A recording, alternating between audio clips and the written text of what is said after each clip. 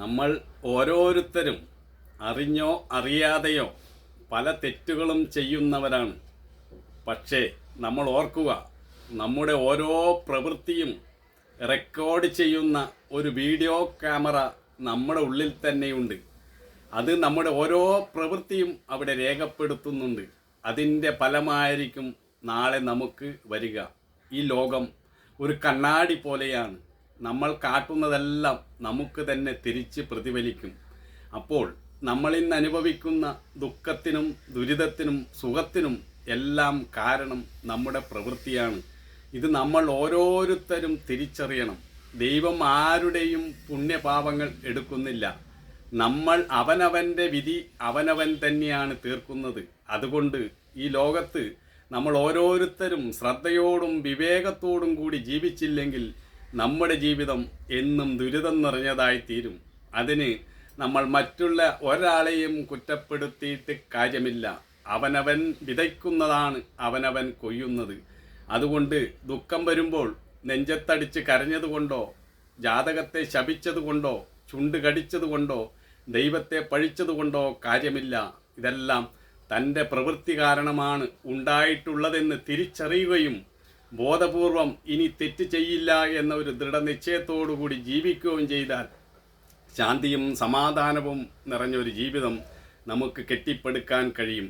എങ്ങനെയെങ്കിലും പണമുണ്ടാക്കി ധനികനായി സുഖമായി ജീവിക്കാമെന്നാണ് നമ്മൾ ആഗ്രഹിക്കുന്നതെങ്കിൽ അത് നടക്കാൻ പോകുന്നില്ല.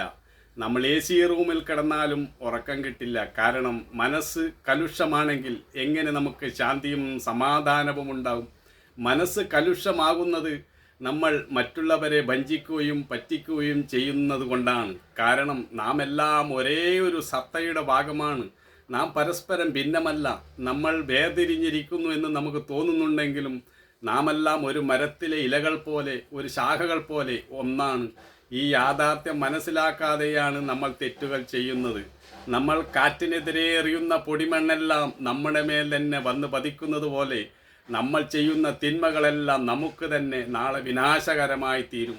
ഈ യാഥാർത്ഥ്യം മനസ്സിലാക്കാതെ ജീവിക്കുന്നത് കൊണ്ടാണ് എന്തൊക്കെ നേടിയിട്ടും നമുക്ക് ശാന്തിയും സമാധാനവും കിട്ടാത്തത്. നമ്മൾ തെറ്റ് ചെയ്തിട്ട് ഗംഗയിൽ മുങ്ങിയാൽ പാപം തീരും എന്നൊന്നും കരുതേണ്ട. ഒരിക്കൽ ശ്രീരാമകൃഷ്ണദേവനോട് ഒരാൾ പറഞ്ഞു, ഗംഗ പരിശുദ്ധമാണല്ലോ, ഗംഗയിൽ മുങ്ങിയാൽ എൻ്റെ പാപമെല്ലാം തീരുമല്ലോ, അതുകൊണ്ട് ഞാൻ ഗംഗയിൽ മുങ്ങട്ടെ എന്ന്. അപ്പോൾ ശ്രീരാമകൃഷ്ണദേവൻ പറഞ്ഞു, ഗംഗ പരിശുദ്ധിയുള്ളത് കൊണ്ട് നിങ്ങൾ ഗംഗയിൽ മുങ്ങുമ്പോൾ നിങ്ങളുടെ പാപമെല്ലാം ഈ മരം കണ്ടുവോ, ഈ പുഴയുടെ അടുത്ത് നിൽക്കുന്ന മരത്തിൽ കയറിയിരിക്കും. നിങ്ങൾ കുളിച്ച് കയറി പോകുമ്പോൾ ആ പാപങ്ങളെല്ലാം നിങ്ങളുടെ മേൽ തന്നെ വന്ന് പതിക്കും. ഇതാണ് പറയുന്നത്. ഈശ്വരൻ ആരുടെയും പുണ്യപാപം എടുക്കുകയില്ല. നമ്മളാണ് നമ്മുടെ കർമ്മം സൃഷ്ടിക്കുന്നത്. അതുകൊണ്ട് ബോധപൂർവം ഈ ലോകത്ത് ജീവിക്കുക. തൻ്റെ സുഖത്തിന് വേണ്ടി പ്രവർത്തിക്കുമ്പോൾ മറ്റുള്ളവർക്ക് യാതൊരു വിധത്തിൽ അശാന്തിയും വരുത്താതിരിക്കാൻ നമ്മൾ ശ്രദ്ധിക്കണം. മറ്റുള്ളവർക്ക് അശാന്തി ഉണ്ടാക്കുന്ന കർമ്മങ്ങൾ ചെയ്താൽ അതിൻ്റെ ഫലം തിരിച്ചു വരുമ്പോൾ നമുക്കും അശാന്തി ഉണ്ടാവും. ഇത് പ്രപഞ്ച നിയമമാണ്. ഈ നിയമം നമ്മൾ ആരും മനസ്സിലാക്കുന്നില്ല. നമ്മൾ ഒരു മുളക് കടിച്ച് തിന്നാൽ നമ്മുടെ വയറ് പോച്ചലുണ്ടാവും. അതിന് പിന്നെ നമ്മൾ കരഞ്ഞിട്ട് കാര്യമില്ല. അതുപോലെ ഈ മരത്തിൻ്റെ മുകളിൽ കയറി നമ്മൾ കൈവിട്ടു പോയാൽ ഗുരുത്വാകർഷണ നിയമപ്രകാരം താഴെ വീഴും, എല്ലൊടിയും, മരണവും സംഭവിക്കും. ഈ ലോകത്തിന് എല്ലാത്തിലും ഒരു കർമ്മവും കർമ്മ നിയമവും ഉണ്ട്. ഇത് മനസ്സിലാക്കി ജീവിക്കാത്തത് കൊണ്ടാണ് നമ്മുടെ ജീവിതം എന്നും അശാന്തി നിറഞ്ഞതായി തീരുന്നത്. പരസ്പര ഐക്യവും സ്നേഹവും നമ്മൾ കൊണ്ട് നടക്കുമ്പോഴാണ് ശാന്തിയും സമാധാനവും നിറഞ്ഞ ഒരു ജീവിതം നമുക്ക് കെട്ടിപ്പടുക്കാൻ കഴിയുന്നത്. അല്ലാതെ ഒരുപാട് സമ്പാദിച്ചു കൂട്ടിയാൽ ശാന്തിയും സമാധാനവും കൈവരുമെന്ന് ധാരണ മിഥ്യാധാരണയാണ്. അങ്ങനെ കരുതുന്നവരാണ് ലോകത്തധികം പേരും. അതുകൊണ്ട് തന്നെ ശാന്തിയും സമാധാനവും കൈവരുന്നില്ല എന്നതാണ് വാസ്തവം. എല്ലാവരും അവരവരുടെ സ്വാർത്ഥതയ്ക്ക് വേണ്ടി പരിശ്രമിക്കുന്നു. മറ്റുള്ളവനെ കണക്കിലെടുക്കുന്നേയില്ല. ഏതൊരു ചതിയും വഞ്ചനയും ചെയ്യാൻ മടിയില്ലാത്തവരായിത്തീരുന്നു. എങ്ങനെയെങ്കിലും എനിക്ക് സുഖമായിരുന്നാൽ മതി എന്ന വീക്ഷണമാണ് നമുക്കുള്ളത്. ഇത് ഒരു ശരിയായ കാഴ്ചപ്പാടല്ല. നല്ല വിശാല വീക്ഷണമാണ് നമുക്കുണ്ടാകേണ്ടത്. ഹൃദയം വിശാലമാകുമ്പോഴാണ് നമുക്ക് ശാന്തിയും സമാധാനവും കൈവരുന്നത്. അപ്പോഴേ നമുക്ക് പ്രകൃതി സൗന്ദര്യം ആസ്വദിക്കുവാൻ കഴിയുള്ളൂ. ബാഹ്യ വസ്തുക്കളിലുള്ള സൗന്ദര്യം ആസ്വദിക്കാൻ കഴിയുള്ളൂ. ഒറ്റയ്ക്കിരിക്കുമ്പോഴും കൂട്ടത്തിലിരിക്കുമ്പോഴും നമുക്ക് ശാന്തിയും സമാധാനവും കൈവരണമെങ്കിൽ രാഗദ്വേഷങ്ങളില്ലാതെ ആരോടും വിദ്വേഷമില്ലാതെ ഒരു മനസ്സിൻ്റെ ഉടമകളായിരിക്കണം നാം. അതാണ് ഏറ്റവും വലിയ സമ്പത്ത്. സംസ്കാരമാണ് ഒരു മനുഷ്യൻ്റെ ഏറ്റവും വലിയ സമ്പത്ത്. സംസ്കാരം നഷ്ടപ്പെട്ടാൽ ശേഷിക്കുന്നത് മൃഗീയതയാണ്. നമ്മൾ ഇന്നെല്ലാവരും അതുപോലെ മൃഗത്തെ പോലെയാണ് ജീവിക്കുന്നത്. എങ്ങനെയെങ്കിലും മറ്റുള്ളവനെ ദ്രോഹിച്ച് പണമുണ്ടാക്കുക, സുഖമായി ജീവിക്കുക. ഈ കാഴ്ചപ്പാട് തെറ്റാണ്. ആ കാഴ്ചപ്പാട് നമ്മൾ മാറ്റിയാലേ നമുക്ക് ശാന്തിയും സമാധാനവും ഉണ്ടാവുള്ളൂ. തനിക്ക് വിശക്കുന്നു എന്ന് തോന്നുമ്പോൾ ഇതുപോലെ തൻ്റെ അയൽക്കാരനും വിശക്കുന്നു എന്ന് ചിന്തിക്കണം. അയൽക്കാരൻ്റെ വിശപ്പ് തീർത്തേ മതിയാവൂ എന്ന് ചിന്തിക്കണം.